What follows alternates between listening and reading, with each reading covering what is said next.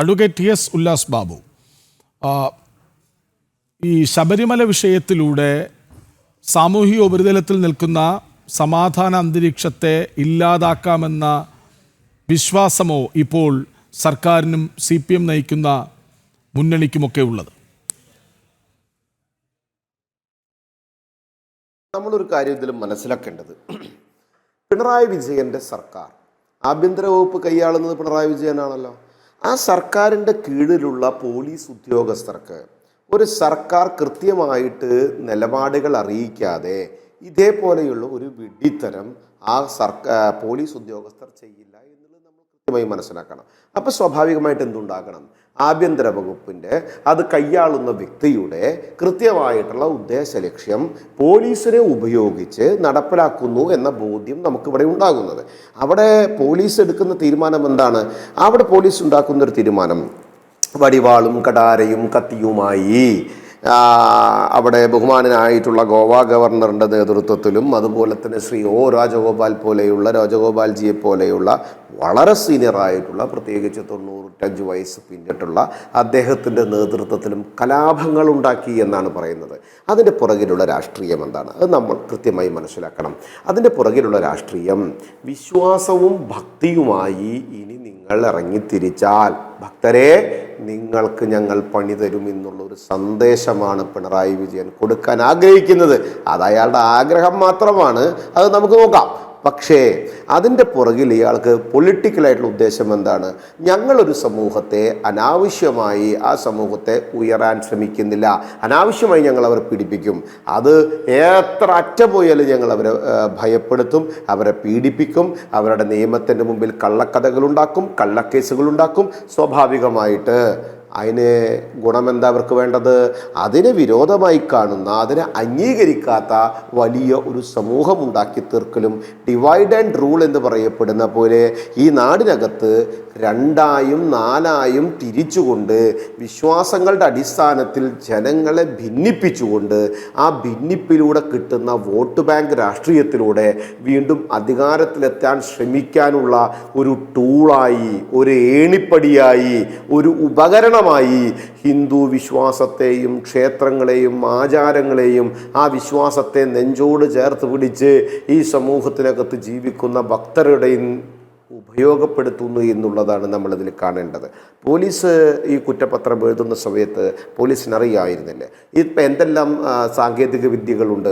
അവരുടെ mobile phone location, അവരുടെ ടവറുമായി ബന്ധപ്പെടുത്തുന്നത്, അവരാരെങ്കിലും ആഹ്വാനം ചെയ്തിട്ടാണോ ഈ കാര്യങ്ങൾ ചെയ്തിട്ടുള്ളത് എന്നൊക്കെ കൃത്യമായി പരിശോധിക്കാൻ എന്തുകൊണ്ട് സർക്കാരിന് സാധിച്ചില്ല? എന്തുകൊണ്ട് പോലീസ് ഉദ്യോഗസ്ഥന് സാധിച്ചില്ല? CAA സമരവുമായി ബന്ധപ്പെട്ട് ഇവർ അങ്ങോട്ട് പോയി കയ്യും കാലും പിടിച്ച് എല്ലാ കേസുകളും പിൻവലിപ്പിച്ച് തന്നോളാം, വോട്ട് ചെയ്താൽ മതി എന്ന് പറയപ്പെടുന്നത് എന്തടിസ്ഥാനത്തിലായിരുന്നു? അതൊരു പ്രീണന നയത്തിൻ്റെ ഭാഗമായിരുന്നില്ലേ? അപ്പോൾ സ്വാഭാവികമായിട്ട് ഈ സമൂഹത്തിനോട് മാത്രം നമ്മൾ ഹിന്ദു വർഗീയവാദികളാണ് എന്ന് ഒരു കാരണവശാലും ഇവർക്ക് കുറ്റപ്പെടുത്താൻ സാധിക്കില്ല. പക്ഷേ ഒരു കാര്യം നിങ്ങൾ മനസ്സിലാക്കണം, ഞങ്ങളുടെ വർഗീയവാദമോ കാര്യങ്ങളോ അല്ല നിങ്ങൾ നോക്കേണ്ടത്. ഞങ്ങൾക്ക് ഹിന്ദുവും ക്രിസ്ത്യാനിയും മുസ്ലിമും എല്ലാം ഒരുപോലെ തന്നെയാണ് BJP എന്ന രാഷ്ട്രീയ സംഘടനയ്ക്ക്. പക്ഷേ ഈ 3 പേർക്കും തുല്യതയുണ്ടാകണമെന്നുള്ള കാര്യത്തിലും ഞങ്ങളൊരു തീരുമാനമുള്ള ആളുകളാണ്. അവിടെ ഒരു വിഭാഗം ഒരു വിശ്വാസം കൊണ്ട് നടക്കുന്നു, അല്ലെങ്കിൽ ആ വിശ്വാസത്തിൽ ഉറച്ചു ജീവിക്കുന്നു എന്നുള്ളത് കൊണ്ട് അവരെ വേട്ടയാടാമെന്നും അവർക്ക് ചോദിക്കാനും പറയാനും ആരുമില്ല എന്നുള്ള പിണറായി വിജയൻ്റെ ഉദ്ദേശം, അത് പിണറായി വിജയൻ കയ്യിൽ വെച്ചാൽ മതി.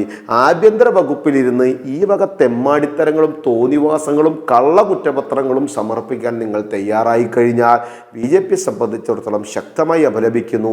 മറ്റുള്ള കാര്യങ്ങൾ ഇത് പിന്നീടിട്ട് അറിഞ്ഞതുകൊണ്ടാണ് പാർട്ടി തീരുമാനങ്ങൾ കൃത്യമായിട്ട് അതിനകത്ത് സംസ്ഥാന അധ്യക്ഷൻ്റെ നേതൃത്വത്തിൽ ഉണ്ടാകും. രണ്ടാമത്, ഇതിനെങ്ങനെയാണ് കുറ്റപത്രം എന്ന് പറയാൻ പറ്റുക? നിങ്ങൾക്കിതിനെ അംഗീകരിക്കാൻ സാധിക്കുമോ? നിങ്ങൾ ഒരുപാട് സീനിയർ മാധ്യമ പ്രവർത്തന രംഗത്തുള്ള ആളല്ലേ, നിങ്ങൾ ഒരുപാട് ചർച്ചകൾ ആങ്കർ ചെയ്തിട്ടുള്ള ആളല്ലേ, അങ്ങൊന്ന് ആലോചിച്ച് നോക്കൂ. ഒരു കുറ്റപത്രം എന്ന് പറയപ്പെടുമ്പോൾ എന്താണ്? ഇവർ ഒരു വിഷയമുണ്ടാകുന്നു. ആ വിഷയത്തിൽ ഇവർ അന്വേഷിക്കുന്നതിൻ്റെ പുറകിൽ ഒരു വിഷയത്തിന് തുടക്കം കുറിച്ച വ്യക്തികളെന്ന് പറയപ്പെടുന്ന ആളുകളെ കണ്ടെത്തുന്നു, അല്ലെങ്കിൽ കുറ്റകൃത്യം ചെയ്ത ആളുകളെ കണ്ടെത്തുന്നു, അവരെ പ്രതികളാക്കുന്നു. സ്വാഭാവികമായിട്ട് പോലീസ് അതിനകത്ത് അന്വേഷിക്കുന്നു, അതിൻ്റെ ഗൂഢാലോചന അന്വേഷിക്കുന്നതിൻ്റെ ഭാഗമായിട്ട് ഇവർ കുറ്റക്കാരാണെന്ന് തെളിഞ്ഞതിൻ്റെ അടിസ്ഥാനത്തിൽ അവർ ചെയ്ത പ്രവർത്തികൾ ഒന്നൊന്നായി എഴുതിക്കൊണ്ട് ഇവരുടെ പോലീസ് എന്ത് ചെയ്യുന്നു, അത് സമർപ്പിക്കുന്നു. അങ്ങനെ ഒരു കുറ്റപത്രമാണോ അതോ ഇതൊരു നുണപത്രമാണോ എന്നുള്ളതാണ് നമ്മൾ ഭാവിയിൽ ചർച്ച ചെയ്യേണ്ടത്. കുറ്റപത്രമോ നുണപത്രമോ എന്നുള്ള കാര്യത്തിൽ ചർച്ച ചെയ്യുമ്പോഴാണ് നമ്മളൊരു കാര്യം മനസ്സിലാക്കേണ്ടത്. ഇവർ എന്തിനാണ് ശ്രീധരൻപിള്ള സാറെ ടാർഗറ്റ് ചെയ്യുന്നത്? ഇവരെന്തിനാണ് ഒ രാജഗോപാൽജിയെ ടാർഗറ്റ് ചെയ്യുന്നത്? ഇവരെന്താണ് 10 പേർ, കണ്ടാലറിയുന്ന 10 പേർ എന്ന് പറയപ്പെടുന്ന വിഭാഗത്തെ ടാർഗറ്റ് ചെയ്യുന്നത്? അതിലൂടെ അവർ ഉദ്ദേശിക്കുന്നത് ഈ ഹിന്ദു സംരക്ഷണത്തിൻ്റെ ഭാഗമായി, ആചാരാനുഷ്ഠാനത്തിൻ്റെ വിശ്വാസത്തിൻ്റെ ഭാഗമായി, രാമജപവുമായി തെരുവിൽ വന്ന അമ്മമാരടക്കമുള്ള ആളുകളോട് ഇവർ പിണറായി സർക്കാർ ഒരു സന്ദേശം കൊടുക്കുകയാണ്. ഈ ആളുകൾ നിങ്ങളെ സംരക്ഷിക്കാനുണ്ടാകുമെന്നുള്ള ധാരണ വേണ്ട. ഒരു രാഷ്ട്രീയ നേതൃത്വത്തെയും ഞങ്ങളത് അംഗീകരിക്കില്ല. ഞങ്ങൾ നിങ്ങളെ വേട്ടയാടും, ഞങ്ങൾ നിങ്ങളെ ഉപദ്രവിക്കും, ഞങ്ങൾ നിങ്ങളുടെ വിശ്വാസങ്ങളും ആചാരങ്ങളും പരിപൂർണമായി ഇല്ലാതാക്കും. അത് ഞങ്ങളുടെ അജണ്ടയാണ്. അതിൻ്റെ ഞങ്ങൾക്ക് ഗുണമെന്ന് പറയപ്പെടുന്നത്, അല്ലെങ്കിൽ ഞങ്ങളുടെ ലാഭമെന്ന് പറയപ്പെടുന്നത് ഭാവിയിലെ തെരഞ്ഞെടുപ്പ് വിജയത്തിന് വേണ്ടി മറ്റ് ഇതിനെതിർക്കുന്ന ഒരു വിഭാഗം അല്ലെങ്കിൽ വിഭാഗങ്ങളുടെ വോട്ടാണ് എന്നുള്ള ഒരു സന്ദേശം കൃത്യമായി കൊടുക്കുകയല്ലേ. പക്ഷേ അതുകൊണ്ടൊന്നും ഭയപ്പെട്ടു പോകുന്നവരല്ല നാമജപത്തിന് തെരുവിലിറങ്ങിയ അമ്മമാർ എന്നുള്ള യാഥാർത്ഥ്യം കൂടി സർക്കാരും ആഭ്യന്തര വകുപ്പും ഈ കള്ളക്കഥ, ഈ നുണക്കഥ, ഈ നുണപത്രം, ഈ കള്ളപത്രം എഴുതി ഉണ്ടാക്കിയിട്ടുള്ള പോലീസ് ഓഫീസറും ചെയ്തോട്ടെ. ഇതിൽ ജുഡീഷ്യറിയെ തെറ്റിദ്ധരിപ്പിക്കുന്ന നിലപാടുകൾ എടുത്ത പോലീസ് ഓഫീസർക്ക് നേരെ കൃത്യമായിട്ട് നടപടി ഉണ്ടാകണം. പിണറായി വിജയൻ ഇതിൽ കൃത്യമായിട്ട് അറിയാതെയാണ്, ആഭ്യന്തര വകുപ്പ് അറിയാതെയാണ് ഈ പ്രവർത്തി ചെയ്തതെങ്കിൽ ഇതേപോലെയുള്ള ഒരു കുറ്റപത്രം ഉണ്ടാക്കിയ ഓഫീസറെ കൃത്യമായി കൈകാര്യം ചെയ്യാൻ സർക്കാർ തയ്യാറാകണ്ടേ? ഇങ്ങനെ സമൂഹത്തിനകത്ത് നടക്കാത്ത കാര്യങ്ങളെക്കുറിച്ച്, അറിവില്ലാത്ത വിഷയങ്ങളെക്കുറിച്ച് അനാവശ്യപരമായിട്ട് രാഷ്ട്രീയപരമായിട്ടുള്ള ഗൂഢലക്ഷ്യം ഉപയോഗിച്ചുകൊണ്ട് തീർക്കണമെന്നുള്ള തീരുമാനത്തിൻ്റെ അടിസ്ഥാനത്തിൽ അവരെ ഉപദ്രവിക്കുന്ന ഒരു നിലപാടിലേക്ക് പോലീസ് പോയാൽ ഇവിടെ പോലീസ് രാജാണോ നടക്കുന്നത്? ഇവിടെ പ്രതിഷേധങ്ങൾക്ക് കൂച്ചുവിലങ്ങിടാനാണോ പിണറായി വിജയൻ തീരുമാനിക്കുന്നത്? എന്തടിസ്ഥാനത്തിലാണ് ഇവർ ഈ നിലപാടെടുക്കുന്നത്? ഇവിടെ പ്രതിഷേധങ്ങൾ എപ്പോഴാണ്? നമുക്ക് അംഗീകരിക്കാൻ പറ്റാത്ത തീരുമാനങ്ങൾ സർക്കാരിൻ്റെയോ മറ്റ് സംവിധാനങ്ങളുടെയോ ഭാഗത്തുനിന്ന് വരുമ്പോൾ എതിർക്കേണ്ടവർ തെരുവിൽ വരും, അവർ പ്രസംഗിക്കും, അവർ തെരുവിൽ സമരം ചെയ്യും. ഇവിടെ സമരം ചെയ്തില്ലല്ലോ. ഇവിടെ നാമജപ ഘോഷയാത്രകളല്ലേ നടന്നത്. പിന്നെ ഒരു വിശ്വാസിയെ സംബന്ധിച്ച് അവൻ്റെ നെഞ്ചിൽ കയറിയിരുന്ന അവൻ വിശ്വസിക്കുന്ന വിശ്വാസത്തിന് നേരെ കാർക്കിച്ചു തുപ്പിയാൽ അതിനെ ശക്തമായി പ്രതികരിക്കാനുള്ള മനസ്സവനുണ്ടെന്നേ, അവൻ വിശ്വസിക്കുന്ന സമൂഹത്തിനുണ്ടെന്നേ, അവൻ്റെ ആചാരങ്ങളെ സംരക്ഷിക്കാനുള്ള ഉത്തരവാദിത്വം അവനില്ലേ? അവനതിനുള്ള അവകാശമില്ലേ? അത് ചോദ്യം ചെയ്യാൻ ഇവരാരാണ്? അപ്പൊ ഇവരുടെ നിലപാട് എന്താണ്? ഇവർ അവിടെ നടത്തിയിട്ടുള്ള കാപഢ്യം പൊതുസമൂഹത്തിന് മുമ്പിൽ പുറത്തു വന്ന് ഇവർ തോറ്റു തുന്നം പാടിയിട്ട് അവസരിട്ട് ഓടിയ പിണറായി വിജയന് വൈരാഗ്യം തീരുന്നില്ല, വെറുപ്പ് തീരുന്നില്ല, ഓൻ്റെ അരിശം തീരുന്നില്ല എന്നുള്ളതാണ് നമ്മൾ ഇതിൽ നിന്ന് മനസ്സിലാക്കേണ്ടത്. ആ അരിശം തീർന്നില്ലെങ്കിൽ 2 ചാക്കും മണലും വെച്ച് വീട്ടിലിരുന്ന് പിരിച്ചു കൂട്ടിക്കോട്ടെ. അല്ലാണ്ട് ഈ സമൂഹത്തിന് നേരെ വീണ്ടും വീണ്ടും കൊഞ്ഞനം കുത്താൻ വന്നാൽ ഒരു കാര്യം നിങ്ങൾ തിരിച്ചറിയുക. ഇതിനു മുൻപ് 2018 മുതൽ ഓരോ ദിവസവും ഈ പ്രശ്നങ്ങളുണ്ടായ ഓരോ സമയവും നിങ്ങളുടെ മനസ്സിൽ നിങ്ങൾ ഓർത്താൽ നിങ്ങൾക്ക് തിരിച്ചെടുക്കാൻ പറ്റും. ഈ തെരുവിൽ നിന്ന് ഭക്തജനങ്ങളെ തിരിച്ച് വീടുകളിലേക്ക് കയറ്റി ഞങ്ങൾ തെറ്റ് ചെയ്തിട്ടില്ലെന്ന് ഓരോ വീടാന്തരം കയറി ഇറങ്ങിയ കൊടിയേരുടെ നേതൃത്വത്തിലുള്ള CPM നേതാക്കന്മാർ ഇന്നും അത് ഓർമ്മയുണ്ടാകും. അവരുടെ കാല് പിടിച്ചത്, അവരുടെ കൈയും കാലും പിടിച്ച് അബദ്ധം പറ്റിയെന്ന് കമ്മ്യൂണിസ്റ്റ് പാർട്ടി പറഞ്ഞത്.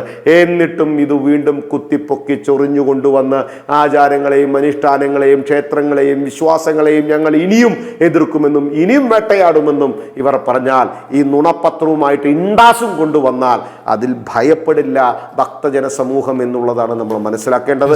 അത് കൃത്യമായിട്ടുള്ള നിലപാടുകൾ ഉണ്ടാവും. രാഷ്ട്രീയ പാർട്ടി എന്ന രീതിയിൽ BJPയെ സംബന്ധിച്ചിടത്തോളം BJPക്ക് ഒരു വിഭാഗത്തിനോടും പിണറായി വിജയൻ ഈ നിലപാടെടുക്കുന്നത് ശരിയല്ല.